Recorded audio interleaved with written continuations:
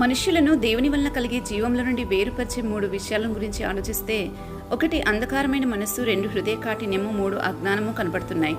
ఇవి జీవంలో నుండి వేరు చేయటమే కాదు, మనస్సు కలిగిన వ్యర్థతను అనుసరించి నడుచుకునేలా చేస్తాయని వాక్యం చెప్తుంది.